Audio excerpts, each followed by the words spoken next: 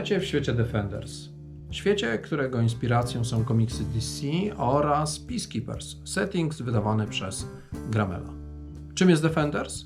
To świat superbohaterów, którego akcja toczy się w mieście Quantum City, zbudowanego na 3 wyspach. I tak, mają 3 Manhattany. Sesja jest wprowadzeniem 2 nowych bohaterów, Aurory i Shadowstrike'a. Poprzednia sesja dotyczyła nastoletniego speedstera George'a, który jeszcze nie ma swojego superbohaterskiego imienia. Ta sesja opowiada już o współpracy Aurory i Shadowstrike'a. Nie jest to origin. Aurora i Shadowstrike znają się już od dłuższego czasu, współpracują ze sobą, są światłem i mrokiem. Aurora to wzięta prawniczka pracująca w renomowanej kancelarii, a jej alter ego, właśnie Aurora, to superbohater manipulujący światłem z lekkim kryzysem wiary w superbohaterstwo. W tą postać wciela się Natalia, której postacie są pełne emocji i wewnętrznych sprzeczności. Shadowstrike to biznesmen z mroczną tajemnicą, który jest władcą cienia z silnym kręgosłupem moralnym, w którego wciela się Maciej, którego postacie są pełne życia i energii. Ważne, że bohaterowie nie znają swoich prawdziwych tożsamości. Utrzymują je w sekrecie. Starałem się, by gracze nie znali prawdziwych tożsamości swoich postaci. Znają tylko swoje pseudonimy, Aurora i Shadowstrike.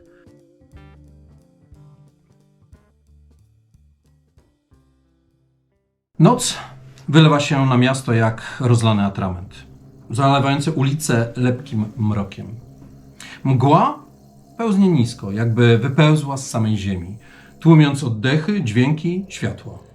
Nawet latarnie zdają się gasnąć, jakby obawiały się tego, co czai się w dokach. Tutaj powietrze ma smak rdzy i starej krwi, a woda w kanałach porusza się leniwie, popychana nieznanymi prądami. Doki powinny spać, ale cienie się poruszają. Cienie, które nie pasują do tego miejsca. Kroki, które kończą się nagle, jakby pochłonęła je noc. Echo syreny daleko na wodzie, długie, przeciągłe zawodzenie, jak okrzyk tonącego człowieka. Każdy, kto tu trafia, przybył tu z powodu tajemnicy, pieniędzy, zemsty, albo dlatego, że nie miał wyboru. Magazyn stoi otworem. Ciemny, pusty, jak otwarta paszcza. W środku tylko cisza. Ale nie jest to zwykła cisza. To cisza, która przygląda się wam uważnie. Jesteście w dokach dzielnicy Dagger Point. W miejscu, którym każdy mieszkaniec Quantum City omijałby szerokim łukiem. Miejscu zapomnianym przez Quantum City. Dzielnica mroczna, pełna mgieł. To idealne miejsce dla przestępczej działalności Lordów Cienia, mafii, czy też drobnych superzłoczyńców. Miejsce, w którym policja nawet nie chce jeździć na obrzeża. Wy przybyliście tutaj wiedzeni tropem. W magazynie są 2 dziewczynki. Córki znanego biznesmena, porwane przez kogoś. Wasz informator nie był zbyt wylewny, a wręcz można powiedzieć, że oszczędność w słowach uratowała mu życie. Ale wskazał to miejsce. Powiedział wam o starym magazynie nad rzeką. Jesteście w tej chwili na dachu budynku, gdzieś w bocznej ulicy, przyglądając się temu magazynowi. Widzicie, jak przy głównym wejściu stoi strażnik. Człowiek w masce. Wydaje się, że zwykła ortalianowa kurtka, baseball w ręku, ale maska, na której tańczą światła. Czarna maska przypominająca trochę maskę florycisty, na której, tak jak w Squid Games, tylko jest to elektroniczna maska, na której wędrują różnego rodzaju symbole i obrazki. Wymachuje swoim baseballem i rozgląda się. Traktuje poważnie swoją funkcję strażnika. Magazyn nie jest za duży. Ma 2 wejścia. Właśnie namierzyłaś 3. Świetlik w dachu. Czeka z drugiej strony nabrzeże i ulica pusta. Tylko kot miałknął gdzieś z boku. Scena należy do was. No i co? Podejrzane. Już który raz informator nas wcisnął taką kabałę?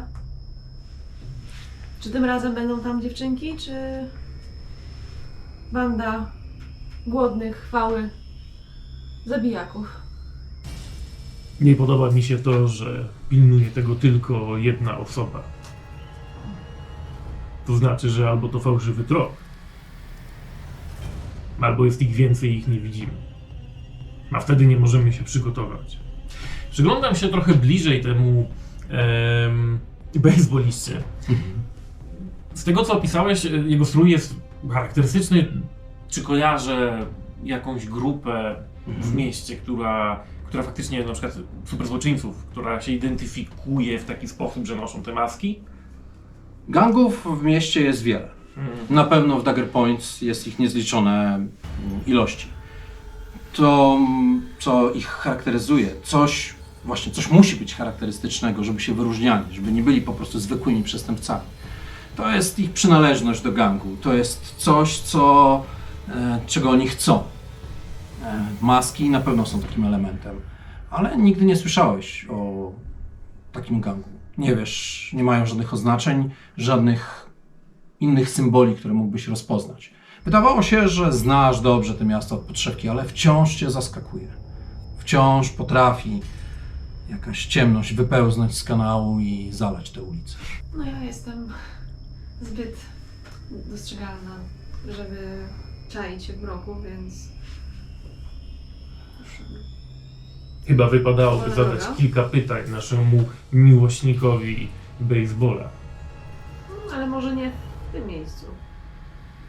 Brzdęk uderzył baseballem w ziemię, który odbił się i tak efektownie zrobił kilka wokół i złapał go. Widać, że potrafi się nim posługiwać. Brzdęk drugi raz. Za 3. razem otworzyły się drzwi. Dostał z plaskacza w tył głowy. I nawet tutaj, w odległości około 60 kroków, usłyszeliście: przestań, Jack! Robisz hałas! Jednak nie. Szefowi się to nie podoba! Dobra. Słyszeliście wcale nie cichy głos. Możemy spróbować Drzwi się zamknęły. odmienić towarzysza. Lustruję wzrokiem, czy mają mniej więcej tę samą posturę. Drzwi się zamknęły i przez chwilę wydawało się, że mężczyzna, który wyszedł przez drzwi jest... Nie właśnie, jest mężczyzną, jest większy. Ten, który ma baseball, ma posturę nastolatka. Jest albo bardzo niskiego człowieka, mężczyzna. Mówię, że... Przenosisz muszę do wzrok z baseballisty na Shadow Strike'a, na mnie, a mnie już tam nie ma. Bowiem przez cień przenoszę się na dół za kontener ze śmieciami, który stoi niedaleko magazynu i słyszysz stamtąd dźwięk upuszczanej puszki. Chcę go zwabić w swoim kierunku, żeby poszedł sprawdzić, co to za hałasy. Kot wydał dźwięk, który absolutnie ci się nie spodobał. I nie spodobał się też temu młodzieńcowi z baseballem. Wykonaj dla mnie test. To jest trik. Test sprytu. 8. Już przerzucasz, jest eksplodujące tak, kości eksplodujące. i rzucasz dalej. 8 i 4. W sumie 12. W sumie 12. Puszka nie tylko go zaciekawiła, ale do tego stopnia, że trochę zdezorientowany, nie wiedząc w sumie, odłożył kij i ruszył pochylony nisko. Kici. Widać wyraźnie poważny gangster Jednakże w ciele dziecka, nastolatka, odezwało się w nim: O, koteczku, gdzie jesteś? Gdzie jesteś, kiciu? Ty, mały czarny skubańcu, no byłaś. I kiedy wychylił się właśnie, żeby zobaczyć go za kontener, to nagle z mroku wychynęła twarz Shadow Strike'a. Miał. I próbuje go złapać jak najszybciej za szyję, przycisnąć z całej siły do tego kontenera, być brutalnym, żeby od razu pokazać mu, kto tu rządzi. Twoją intencją jest? Moją intencją jest, że chcę go przesłuchać, chcę, żeby zmiękł, chcę, Dobrze. żeby... Zastraszanie. To jest zastraszanie. Masz walkę na takim poziomie, że bez problemu. Też chaos. Maska... Po masce krążą różnego rodzaju elektroniczne symbole. Nawet pojawiły się przez chwilę jakby oczy, które mrugały. W tym momencie, kiedy go złapałeś, na masce elektronicznej zapanował chaos. Pojawiło się pełno cyfr. Może to jest kwestia jego emocji, ale nie widać jego twarzy. Czy jest przestraszony. Jednakże ty złapałeś go, przycisnąłeś do ściany mocno, usłyszałeś takie głuche, nieprzyjemne uderzenie głowy, tyłu głowy o mur. 6. Łącznie wynik 6. Przycisnąłeś go mocno i... Ilu jest was w środku? Cyfry... Wiesz, nagle pojawiły się oczy, cyfrowe oczy, które zrobiły się takie wielkie, szerokie. 12? Wyszeptał głos. 12. A dziewczynki? Nie wiem, o czym mówisz. Walę go kilka razy. Bach, wiesz, głuchy odgłos walenia ciałem o ceglany mur. Gdzie są porwane dziewczynki? Ja tak przepływam, rozwiewając mgłę. Patrzę, czy damy radę ewentualnie zamienić właśnie, czy on jest podobnej postury do Shadow Strike'a, czy jest raczej niższy. Ten z maską Mhm.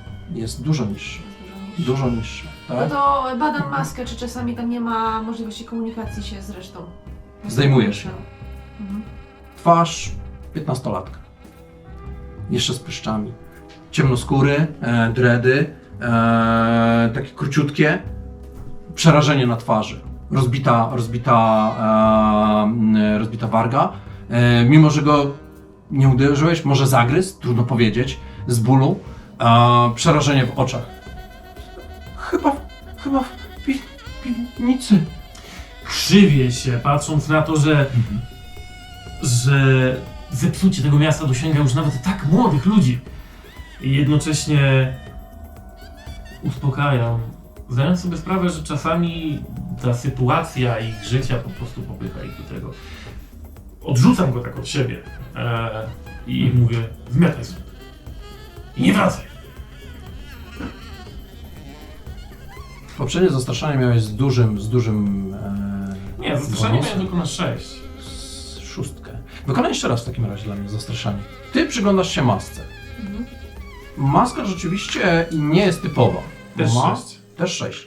Ma jakieś połączenie. Widać, że miał przy skroni jakby takie trochę magnetyczne, ale coś przyklejone.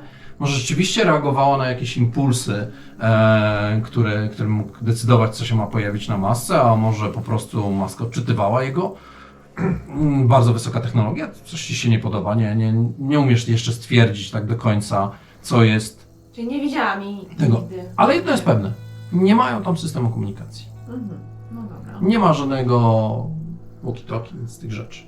Widać, że ten mały karaluch, który wypływał na ulicę Quantum City, przerażony, na początku na czworakach, a później podniósł się i biegiem, wycierając albo krew, albo łzy, albo jedno i drugie, szybko oddalił się od magazynu. Tylko wiesz jedno, że tacy jak oni zawsze wracają. To tylko chwilowe.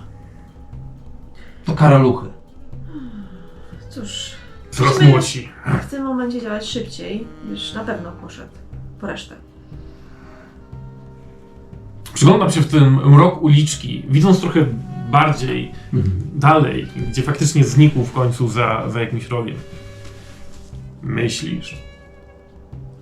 No nie wiem, sądzę, że byłem dość przekonujący. Tak przekonujący, że nie powie jutro przy piwie grupce swoich kolegów. Co? Że Shadow Strike skopał mu tyłek? Niech mówi. Unoszę dumnie głowę, zarzucam peleryną. Czerwoną pelerynę. Aurora. W środku jest podobno 12 bandytów. Pestka. Dobra, Ale gdyby zrobimy tak jak zawsze? nie zdrowie tych dziewczynek, wydaje mi się, że musimy jednak zakraść się po cichu. Przyglądam ci się tak od stóp do głów w tym twoim świetlistym blasku w ciemnej alejce. I co widzi? Co widzi Aurora? On widzi szykownie ubraną kobietę. Bez peleryny, bo uważam, że są głupotą i zupełnie nieprzydatne. Zawsze mieliśmy o to spór. Przypominać sobie do niekończącej się rozmowy. Dokładnie. Tak, ja noszę perukę, żeby mnie nie rozpoznali. Więc szarą taką, widać, że to peruka, ale jest taka połyskująca, srebrzysta. Okulary, bo czemu nie? Przydają się do trików świetnych. Ciemne okulary? Nie, no nie bądźmy, Okej, po prostu okulary. Dobrze. nie przesadzajmy. To Shadow Strike mógłby nosić ciemne okulary, pasuje do niego. No i strój taki dość bardzo, bardzo wyróżniający się, złocisto-srebrzysty, z podszyciem takim futrzanym. Ja się nie przyjmuję, mają mnie rozpoznawać. Jasne. Ja nie mam co się skradać. W Gotham City nie jesteście jedynymi superbohaterami. Kult superbohaterów jest od ponad 100 lat. Poprzez superżołnierzy podczas Wielkiej Wojny i dalej poprzez nowoczesnych superbohaterów, których można zobaczyć tak naprawdę wszędzie. W pustej telewizji, usłyszeć w radiu. Ci, którzy po prostu kręcą reality show i niewielka grupka, która naprawdę jest superbohaterami, którzy starają się coś zrobić. Są oczywiście ci najpotężniejsi też. Są Frontline. Zespół superbohaterów, który chroni naszą planetę przed wszelkimi grożącymi jej niebezpieczeństwami, a tych nie brakuje. Jednakże skupmy się teraz na dzielnicy Dagger Point. Na tym Kojarzę magazynie. już umiejętności Aurory i czy potrafi gasić światła? Potrafisz takie coś? Tak, żeby... Aurora, czy możesz wyłączyć światła w magazynie? To ułatwiłoby mi zadanie. Mogę wysłać nam wiązkę wąską i po prostu je zniszczyć. Będzie prościej. Może spróbujmy w ten sposób. Chciałabym zajrzeć przed świetlik, zobaczyć, czy widzę kogoś z tych ludzi. Uniosłaś się do góry. No. Wzbiłaś się. 3-piętrowy magazyn, więc dla ciebie absolutnie nie stanowi żadnego problemu. Bezszelestnie, cicho uniosła się i wolnym tempem wylądowałaś na dachu. Podkradłaś się do świetlika i spojrzałaś w dół. Widząc typowy magazyn pełen jakichś skrzyń, dodatkowa metalowa konstrukcja podtrzymująca dach, w dole kręcących się jakichś ludzi. Widać też pomieszczenie biurowe, ale tylko tak naprawdę w jego niewielki fragment i metalowe schody prowadzące do niego, ponieważ pomieszczenie biurowe jest umiejscowione na drugim piętrze. Czy jestem w stanie wysłać tam wiązkę światła, tak żeby nikt nie zobaczył, że to robię? Wiązkę światła w kogoś konkretnego, Mhm. czy Wszystko jedno w kogo. obojętnie któregoś z nich? Dostrzegasz ludzi, którzy wszyscy mają takie ortolionowe kurtki, maski, mają broń, nie kije baseballowe, mają karabiny. Niektórzy siedzą przy stoliku i grają w karty. Widać, jak niektórzy przez słomkę, coś dziwnego, nie zdejmują masek nawet jak piją, przez słomkę piją po prostu pod maską. Przypomniał ci się taki całkiem niedawno film Mandalorianin, w którym był kodeks, że nie mogą zdejmować swoich hełmów. Tutaj coś w tym stylu. Dostrzegasz samotnego gościa, który stoi przy wejściu. Wejście nie jest tymi drzwiami, przy którym wy byliście, tylko raczej takie duże drzwi na samochód, który mógł wjechać do środka. I oparty o ścianę, wydaje się, może drzemać, może medytować. Trudno powiedzieć, bo nie widać jego twarzy. Maska za to jest taka fala, linia taka falująca, sinusoida na jego masce, tak? Jak trochę trochę jakby jak ślad, że żyje. No dobra. To wydaje się być dobry cel. Wycelowuję w niego promień świetlisty. Czy on jest taki bardzo jasny, czy to jest bardziej taki laser? To jest laser. Dobra, Wiesz, czyli nie jest aż tak widoczny. Laser taki w kolorze, u Ciebie kolor to biały, żółty, tak? Takie jasne kolory. Wycelowałeś w niego i rzeczywiście... Aurora się pochyla z kręcym uśmiechem, wycelowuje w niego laser. Tak. Wiedzą, co zrobiłeś. Oni wiedzą. Zaraz tu będą. Widać, Są coraz bliżej. że już po pierwszych słowach przestał medytować, czy też się obudził. Podniósł Oni to są. głowę i zaczął rozglądać się dookoła. Oni wiedzą. Jaką masz intencję? Co chcesz uzyskać w ten sposób? On... Żeby się przeraził, może zrobił zamieszanie albo wyszedł, żeby go móc obezwładnić 1 na 1? W ciemnościach nocy pobożne życzenia czasami się spełniają. Rzuć sobie na zastraszanie. Mhm. Jednakże chciałbym je ze względu na... Chciałbym je obarczyć minus 2. Będzie jednak trudniejsze, ze względu na to, że jest ich więcej. Jakby on nie jest tu sam całkowicie. Okay. O, rzucasz dalej. Dokładnie. Jedną czy dwoma? Jedną tylko, Jedną. tą, którą nie Która było. miała 6. Okej. Czyli 11, 11. 9. Pobożne życzenia czasami spełniają się nawet w takim miejscu, jakim jest Dagger Point. Chciałaś, żeby był przerażony, żeby z okrzykiem rzucił się, a może nawet wyszedł. I tak też się stało. Widać, że wyciągnął pistolet. Co? Gdzie? I z okrzykiem, który wzbudził też zainteresowanie pozostałych, ruszył w kierunku drzwi. Wrota, tam gdzie może wjeżdżać samochód, mają w sobie też wmontowane dodatkowe drzwi metalowe, którym szarpną się. Falista blacha uderza, powodując dużo hałasu. Usłyszałeś ją gdzieś z drugiej strony magazynu. Rozpaczliwie próbował się wydostać, to mu się udało wreszcie. Wyszarpnął te drzwi, otworzył, wyszedł przez nie, wybiegł z okrzykiem. Ja mu wysyłam wiązkę, jeśli go widzę, zdejmij go. Możesz go widzieć tylko w momencie, w którym podejdziesz do krawędzi dachu i zobaczysz Shadow Strike'a, ale czy go zobaczysz? Bo działasz kolejny. Usłyszałeś hałas blachy falistej, usłyszałeś okrzyki. Nie do końca wiesz, co się dzieje. Ale to jest ten moment. To jest ten moment, w którym muszę działać, więc moja intencja jest taka, że za pomocą zbudowanego systemu komunikacji mamy jakiś... Bez problemu. Jasne, że tak. Po to są właśnie jakieś takie fuksy. słuchaweczki. Mówię do Aurory. Dobra robota. Ty odwróć ich uwagę. Ja uwolnię dziewczynki. Chcę po cieniach przechodzić. Pewnie w samym magazynie też uda mi się jakieś znaleźć. Tak, żeby zlokalizować piwnicę. Tak, żeby spróbować się do niej dostać. O, i właśnie będę z niej korzystał jak z oczu. No bo ja nie widzę teraz, co się dzieje, ale ty widzisz przez ten świetlik, więc możesz mi opowiedzieć, którędy wchodzić i tak dalej. Pomyślałam mu w głowie. Mamy chwilę, zanim się zorientują, co się dzieje. Lub przynajmniej go stamtąd zabiorą. Aurora, jeśli dojdzie do bójki, dzisiaj twoja kolej. No dobrze. Komunikator zaskrzeczał.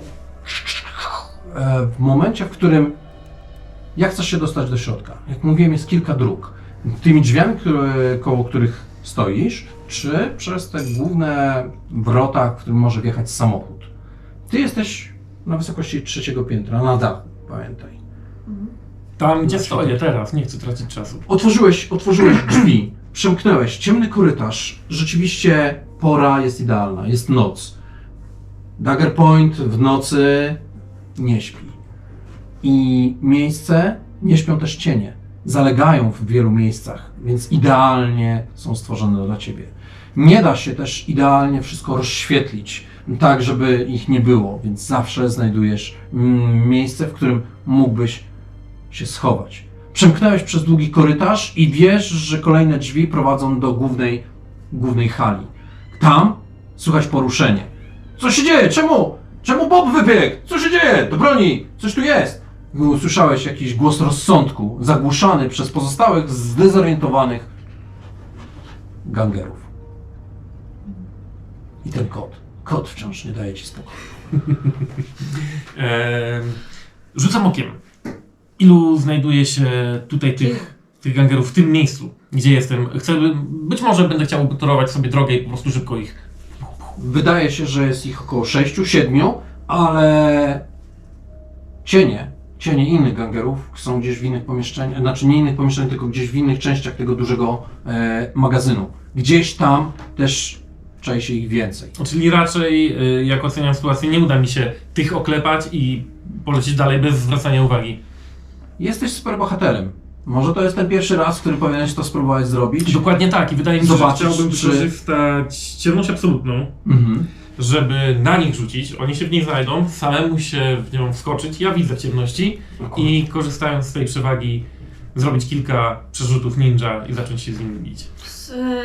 Znając nasze tutaj synergię, wiemy doskonale, że jeśli on używa właśnie tej swojej zdolności, to jeśli ja użyję zaraz, rozświetlę teren, oślepiając ich, to będzie to lepszy efekt niż normalnie. Ale jego ciemność zniknie.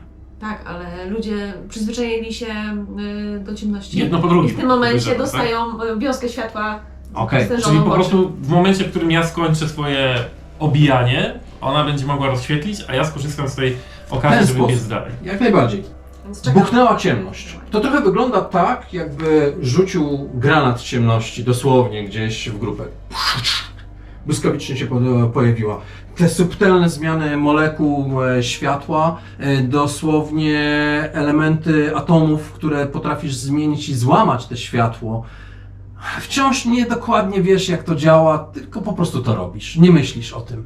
I nagle pojawiła się ciemność wokół nich. Słychać jednak, że są zdenerwowani, okrzyki. Ktoś przypadkowo wystrzelił. Ty jednak... Wskakuję już w to ciemność pomiędzy nich.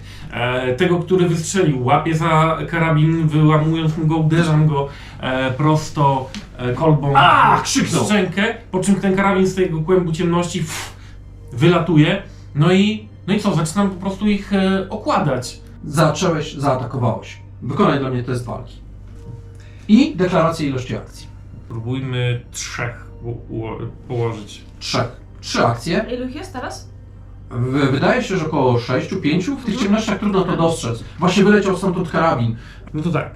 O kurczę, trójka Ich- za pierwszym. Ich obrona jest 5.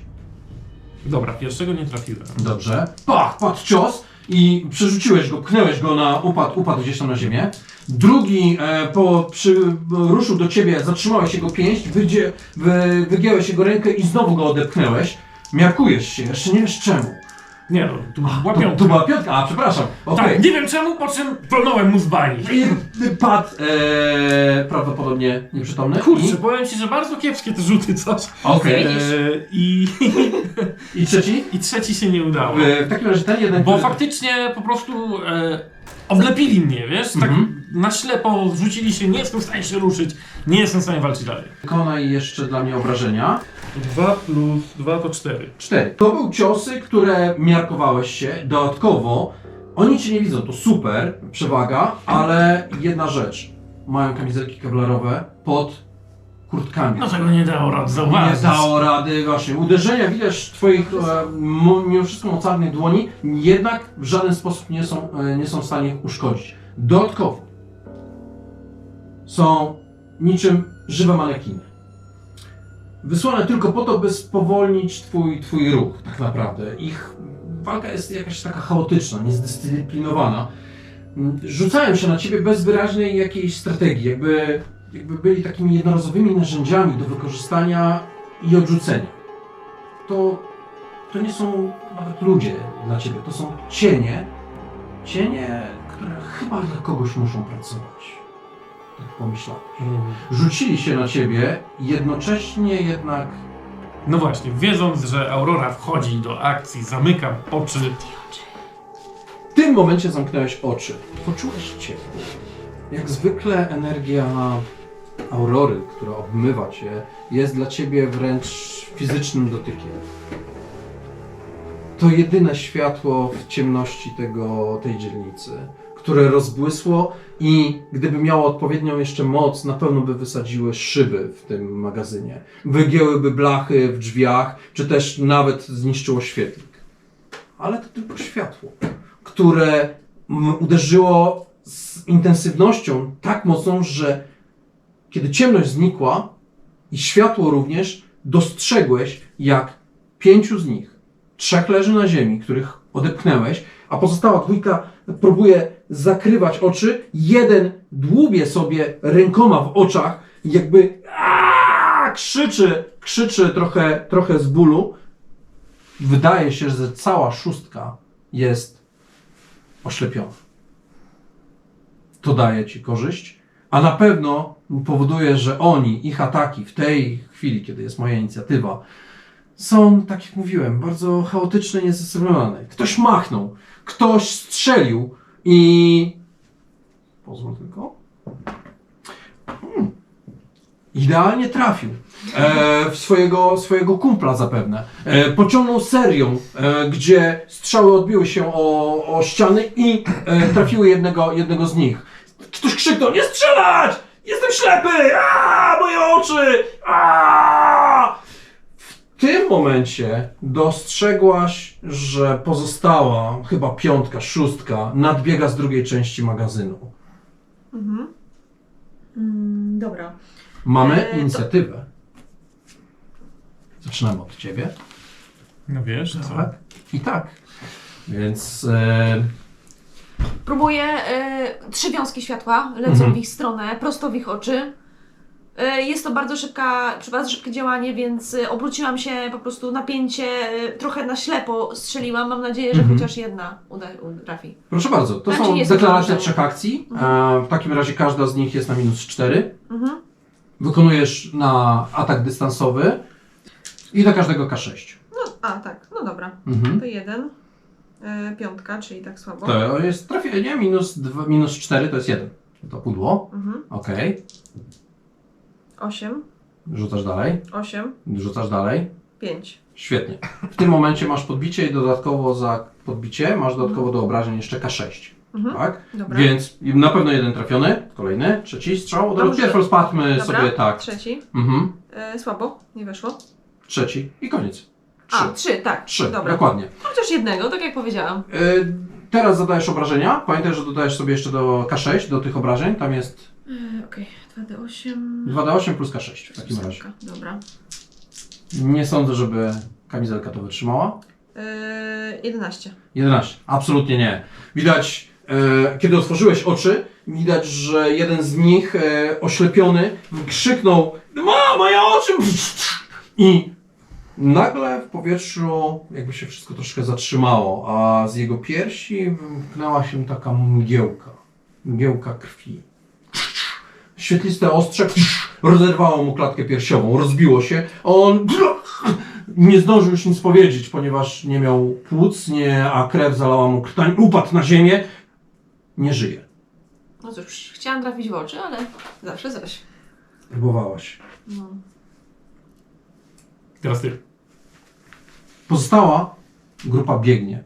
Widać, że trzymają broń i zastanawiają się przez chwilę, czy strzelać do ciebie, ty jesteś otoczony też przez ich kumpli, czy też ruszyć na ciebie i próbować cię zabić tymi nożami, które właśnie wyciągają.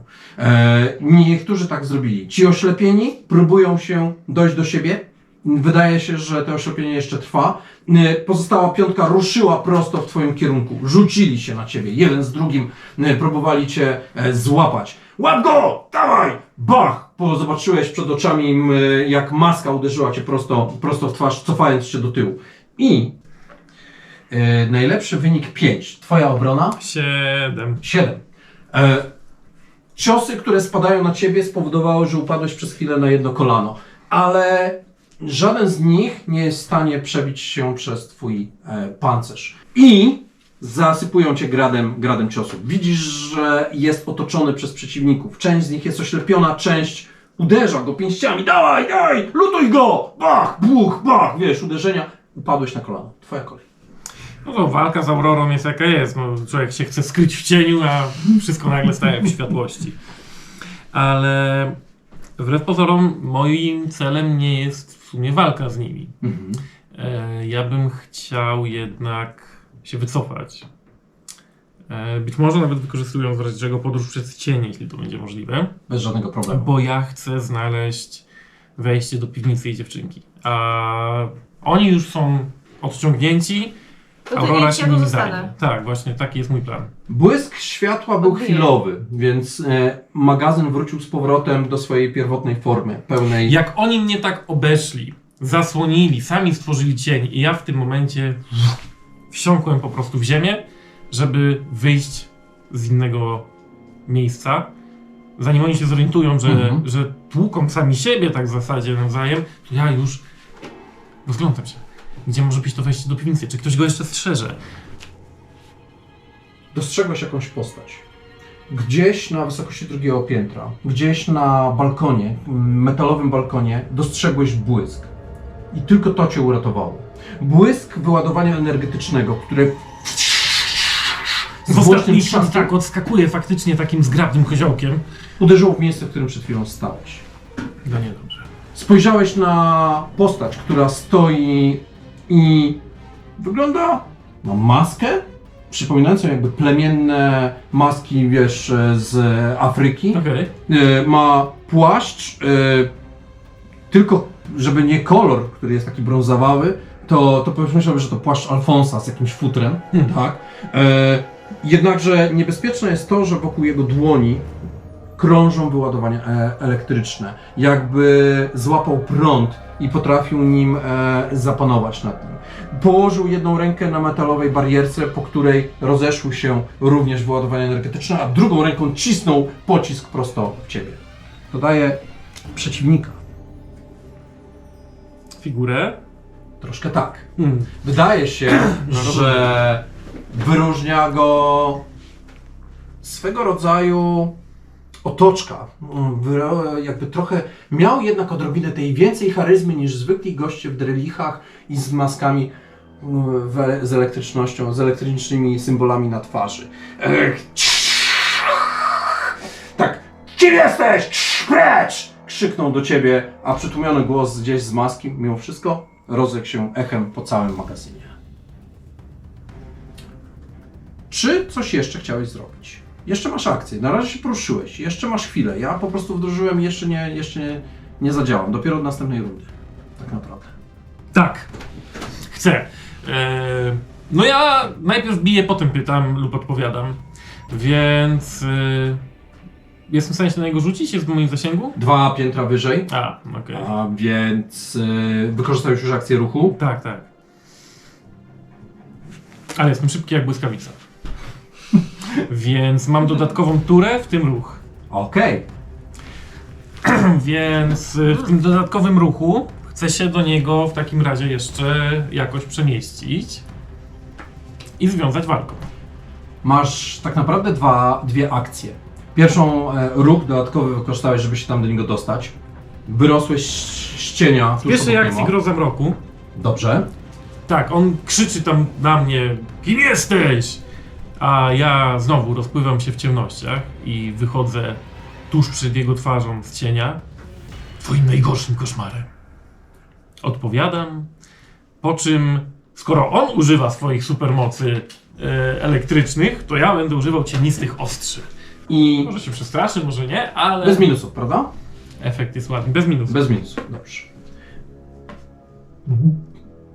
Buchnąłeś na niego, cofnął się, nie widać Wygląda jego to w taki twarzy, sposób, że ale mimika na ruch niego ciała. wychodzi fragment cienia, bo ta ciemność zaczyna oblepiać postać Shadow Strike'a w taki sposób, że tworzy z niego takiego awatara cienia i faktycznie z rąk zaczynają wyrastać tak jakby takie dwa ostrza. Sam staje się takim niewyraźnym, trochę migoczącym w świetle, takim przesuwającym się, tracącym obrysy cieniem, no i rzucam się na niego do ataku z takiego półpiruetu, próbując go ciąć tymi ostrzami. To jest walka. To jest walka. To jest walka, po prostu. Więc I zawsze K6 za figurę. T10. No to 5. Jego obrona, już ci powiem, to jest 5. Czyli obrażenia to będzie siła plus K8 tym razem. Dobrze. To jest 8. Człowiek zapomniał. 10. Masz 6. A, tak. Przerzucasz? Masz drugą 6. Przerzucasz? Oj, coś czuję, że... I 2. Czyli 12, 14, 18. 18 łącznie. Ja za zagranie tej karty dam ci na pewno fuksa, bo to był świetne wykorzystanie i świetny rzut w ogóle na obrażenia. Nie dość, że go trafiłeś, to cięłeś głęboko. To znaczy w sumie nie, no bo ja nigdy nie Właśnie. zabijam. O właśnie, chciałem się zapytać. Więc te uderzenia on, wyobrażam sobie, że blokuje tymi swoimi...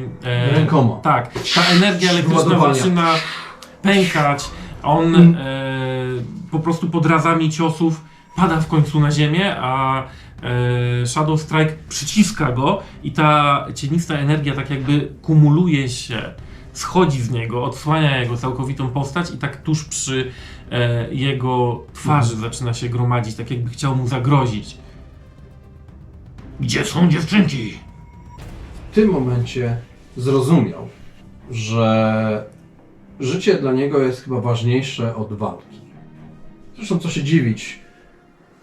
Spoglądasz na gościa, który śmierdzi ozonem i potem, dosłownie, czujesz wyraźnie, potem, który zwiastuje strach. On Drugi boi. raz nie zapytam!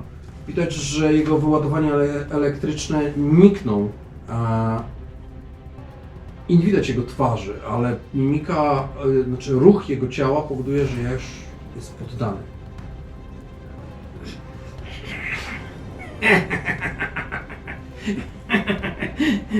Spóźniłeś się, superbohaterze. Już tu ich nie ma. Czy jednak były? Zostały zabrane. Dokąd? Widać, wzdrygnął się na twój... Dla mnie to jest moment, w którym musisz wykonać test strachu. Oczywiście. Tak. Zastraszają. Zastraszanie, tak. Natomiast czy coś mi daje to, że wykorzystałem wcześniej tą grozę roku, czy on się obronił? Nie obronił się i dlatego, ale teraz jakby drugie pytanie padł i wiesz, jakby wykorzystałem Dobra, też minus, rozumiem. więc jakby w kolejnej akcji... Zastraszanko. Tak. Gorzej. 2 jedynki, czy 2 jedynki? 2 i 1. A, okej. Przerzucę. 6. Tym razem. Gadaj, bo stracę cierpliwość! Nie wiem, gdzie je zabrali. Nie mam pojęcia. Ja tylko robiłem zlecenie. Tak. Ogłuszam go. Padł. W tym momencie padły strzały. I to nie jeden, ale kilka. Widać, że na dole gangerzy jakby się trochę opanowali. Nie wiem, czy zauważyli, że ich szef padł. Może niektórzy się wycofali, ale kilku znalazło się na tyle odważnych, że zaczynają strzelać. Może wykorzystają okazję do tego, by przejąć ten gang. Ktoś może, jeden z nich może krzyknął, ale tego jest zbyt skupiony na tym swoim przeciwniku. Ty masz szansę zareagować. Strzelają. No ja w tym momencie... Strzelają do mnie? Nie, do ciebie nie. Jakby skupili się tylko i wyłącznie Strzelają. na Shadow Strike'u. I część z nich, czyli przynajmniej połowa, ucieka. Widać, że biegną w kierunku wyjścia, jakby przerażeni tym, oślepieni, odzyskali swój wzrok. Zobaczyli, z kim mają do czynienia, nie dali rady. Nie wytrzymali presji walki. Ale pozostała piątka. Pod przywódcą jednego z nich, który wyróżnia się, widać, że wycelowali w kierunku Shadow Strike'a i strzelają z karabinu. No to ja tam lecę bardzo szybko, rzucając, zasłaniając go własnym ciałem, rzucając na siebie po prostu promienie światła, jakby otaczają moją postać, odbijając wszystkie pociski, które tylko ją dotykają. Świetlista tarcza. Staram się tak odbijać te pociski, żeby poleciały w nich. Niestety tak to nie działa. Jeszcze nie umiesz tak dobrze panować nad swoją mocą, Dobrze. żeby tak robić, ale -4 mam, tak? Mhm. Twoja obrona? Nie, Cześć. przepraszam, nie patrzymy, przepraszam, to są dystansowe, więc poziom jest 4. Świetlista tarcza, Pudło, myślę, że pudło. działa w taki sposób. Tak! Jednocześnie Tak. robię tak, żeby moje oczy rozświetliły się po prostu takim blaskiem czerwonym tym Mhm. razem. Unoszę się w powietrze na parę cali, moje włosy się rozwiewają. Na pewno chcecie to zrobić? Strzały rzeczywiście odbijają się od ciała, prawie od ciała, to jest parę centymetrów od twojego ciała tak naprawdę. Wytworzyłaś swoją tarczę. Pociski karabinowe powinny przebić ją, jednakże widać, że topią się, odpadają, topią się, znikają. Wciąż zadziwia cię jej moc, jak staje się coraz silniejsza. I aż strach pomyśleć, kiedy osiągnie pełne spektrum swoich możliwości. Przerwali ogień. Z taką pogardą na nich patrzę. Spojrzeli. Zjeżdżać do rynsztoku, z której wyszliście. Kanalie. Spojrzałaś na szefa, który jest nieprzytomny, bo pewnie jakby był przytomny w tym momencie, by powiedział brać ich, ale tego nie zrobił, bo jest nieprzytomny. Oni, nie słysząc tego rozkazu, postanowili jak karaluchy wrócić do swojej siedziby. Przestali mieć energię i chęć do walki z dwójką superbohaterów. Rzucili karabiny, uciekają, biegną, przepychają się w drzwiach, uderzają w falistą blachę. Wreszcie uspokoiło się. Magazyn jest pusty. Nikogo nie ma oprócz was i gościa, który leży przed tobą i którego rozpoznałaś. Teraz go zobaczyłaś i wiesz, że jest to Mercury Jack. Gościu jest płotką, która myśli, że jest rekinem. No dobra. Trzeba zbadać okolice, pewnie nie ukryli wszystkich wskazówek. Przetrząsam tego Merkurego Jacka. Może ma przy sobie coś, co by wskazywało na jego pracodawcę, którego... Ja szukam Cokolwiek. elementu jakiegoś zostawionego po dziewczynkach, nie wiem, jakieś chustki, apaszki, nie wiem, czapki. Mam znajomości w policji, myślę, że mogłabym załatwić psy. Może byśmy z nich znaleźli w ten sposób. Oczywiście, że tak. Skupiając się jednak na tu i teraz, bo przyszłościowo rzeczywiście wydaje się to być bardzo dobrym pomysłem. Pierwsza rzecz, którą udaje ci się znaleźć, to telefon. Stary telefon. Taki, który na aukcjach jest bardzo drogi, ponieważ jest z lat 90., ale który też nie ma żadnych zabezpieczeń biometrycznych, ani nawet kodu klawiatury, więc bez problemu jesteś w stanie zobaczyć, gdzie ostatnio dzwonił, czy kto ostatnio napisał do niego SMS-a. I oprócz kilku niezbyt przyjemnych, wręcz wulgarnych i wyuzdanych tekstów jakiejś paniusi, znalazłeś tekst, który dał ci do myślenia. Proces przebiega zgodnie z planem. Ich reakcja na drodze jest silniejsza niż zakładaliśmy. 3 kropki. W ramach poszukiwań znalazłaś coś jeszcze. Dotarłaś do piwnicy. To szumnie, można powiedzieć, piwnicą, bo magazyn był ogromny, ale pod spodem to niewielkie pomieszczenie, 10 metrów kwadratowych, z jednymi drzwiami, które zostały całkiem niedawno wymienione na takie mocniejsze, jakby pancerne, ale są otwarte. W środku znalazłaś klatkę. Klatkę, do której jest podłączony akumulator. Klatka jest w stanie pomieścić 2 dorosłych ludzi. Rozglądasz się uważnie. Klatka nie jest pod prądem, jest po prostu podłączona. Jest taki przycisk do włączania prądu. Tak? Ktoś zrobił mechanizm uniemożliwiający więźniom nawet dotykanie krat. Rozglądasz się i miałaś nadzieję, że znajdziesz tutaj jakikolwiek ślad dziewczynek. Wiecie, że mają około 13-14 lat, więc tak naprawdę nie są to małe dzieci, ale mimo wszystko wciąż dzieci. Wykonaj dla mnie test śledztwa. Spostrzegawczość? Spostrzegawczość. Dobrze, zróbmy od spostrzegawczości. Ok. Dobra, tylko 5 niestety. Tylko 5. Albo aż 5. Znalazłaś trochę włosów. Byłoby w tym dużo obrzydliwości, gdyby nie to, że to są długie włosy, blond, jakby delikatnie jeszcze pachnące gdzieś tam szamponem. Na pewno żaden z gangerów nie używa takiego szamponu, żaden z nich nie ma takich długich włosów. Znalazła się w klatce. Dobra, nie dotykam ich, przez materiały biorę, zawijam najpierw jakąś chusteczkę. Żeby nie przesiąkło moim zapachem, to staram jakąś foliówkę, może znajdę albo mam przy sobie, po prostu owijam foliówkę. Bardzo ważny element, wracając do Shadow Strike'a, że spojrzałaś na cień na ziemi i częściowo na ścianie.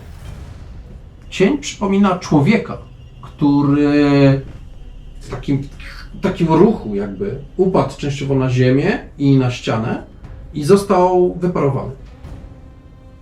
Został po nim tylko fragment. Takie ślady można było stwierdzić po wybuchu bomby atomowej. Taki cień atomowy. Tak mogłoby, tak ci się to skojarzyło. Najgorsze jest w tym wszystko to, że spalenizna wydaje się wcale nie być stara. Ale patrzę z jakiego kierunku, czy to mogło być jakieś urządzenie, które jest w tym pomieszczeniu. Nie jesteś do końca śledczym, ale miałaś z tym dużo do czynienia, jakby nie patrzeć. Więc stanęłaś i odruchowo wyciągnęłaś dłoń. Tak, to z tego miejsca.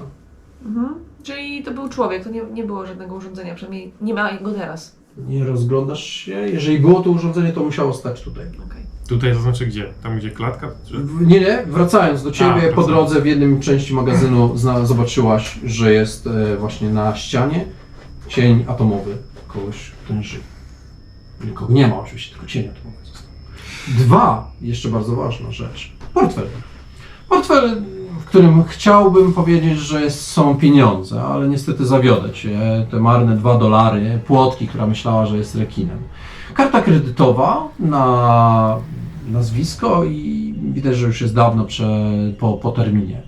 Ale częściowo wizytówka, która jest taka trochę wymiętoszona, jakby już bardzo długo tutaj leżała.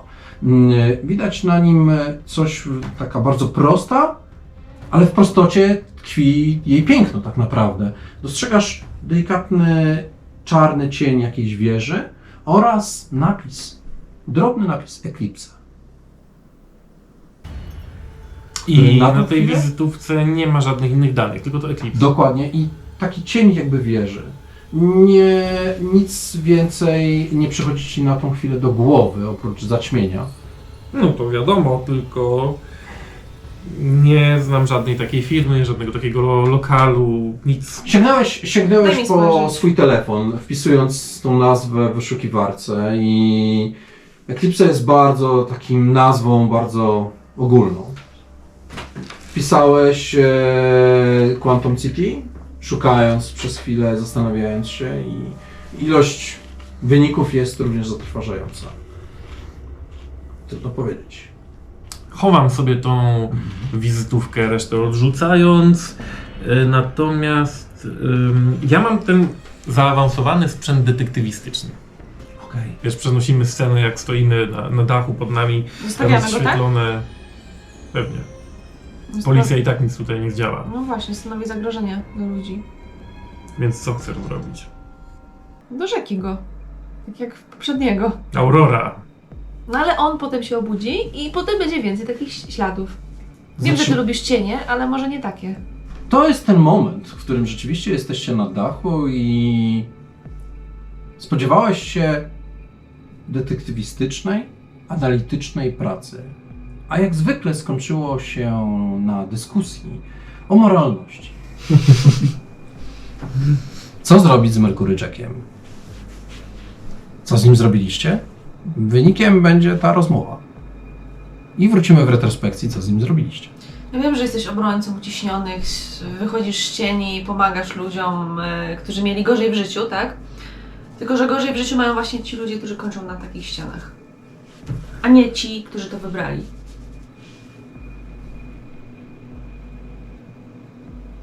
Aurora, znasz moje stanowisko w tej sprawie. Ja nie każę ci patrzeć, możesz udać się dalej i poczekać na mnie. Nie przeszkadzać. Odwracanie wzroku to bycie współwinnym. Nie pozwolę ci go zabić. Wtedy nie będziemy się niczym różnić od tych, z którymi walczymy. Wydaje mi się, że różnimy się bardzo dużo. Chociażby nikt na nas nie płaci, że ratujemy czyjeś dzieci. Chcesz Już nie powiedzieć, mówiąc o że ratowaniu motywują czyjejś cię pieniądze? Właśnie Mogę powiedziałam, załatwić że ci pieniądze. nikt za to nie płaci. Robimy tak, bo uważamy, że powinniśmy. Powiedz mi, do tego rozpoznałaś. Już od jakiegoś czasu wiesz, czym para się ten człowiek. Więc dlaczego teraz? Dlaczego teraz To, chcesz że go zabić? rozpoznałam kogoś na mieście, to nie znaczy, że wiedziałam, gdzie on jest i co robi. No ale wiedziałaś, że macza palce w brudnych interesach. Jak połowa miasta. Więc chcesz wybić połowę miasta? Nie, ale w tym momencie po pierwsze nas widział, po drugie wie, że szukamy tych dziewczynek, co nam utrudni ich znalezienie i zapłacą za to życiem. Po trzecie, zabił człowieka. Chyba że powiesz, że, nie wiem, użył bomby atomowej, czy kieszonkowej. To założenie. Jaką masz pewność, że to on zostawił ten cień na ścianie? Zresztą, ja mam zupełnie inną hipotezę. Jak nie zostawił, to odwrócił wzrok. A mi się wydaje, że to, co się tam stało, wymknęło się po prostu spod kontroli. Nie wydawał się przerażony. Promyczku, powinnaś nieść światło, nie mrok. To moja działka. Ogień jest też światłem. Jeśli spotkamy go następnym razem, to powinniśmy po prostu dopilnować, żeby zapłacił za swoje czyny. W taki sposób, w jaki jest to legalne. Dostarczymy go policji. Czy ty wiesz, jak działa prawo w tym mieście? Znajdziemy dowody. Dowody, Ale nie teraz, myślisz, że to dowody jest mają jakiekolwiek najważniejsze. znaczenie? Te dziewczynki. Czas ucieka. Czy ty wiesz, jak wygląda tu- sądownictwo? I tu zatrzymajmy się, tak? To dobry moment, żeby zatrzymać tą scenę bo moglibyście długo dyskutować i jakby No Natalia, wiadomo, ty staniesz no. po swojej stronie, Maciek po swojej, więc na czym koniec końców stanęło? Mercury Jack żyje czy nie żyje? To jest ten moment, w którym musicie decydować we dwójkę. Dobra.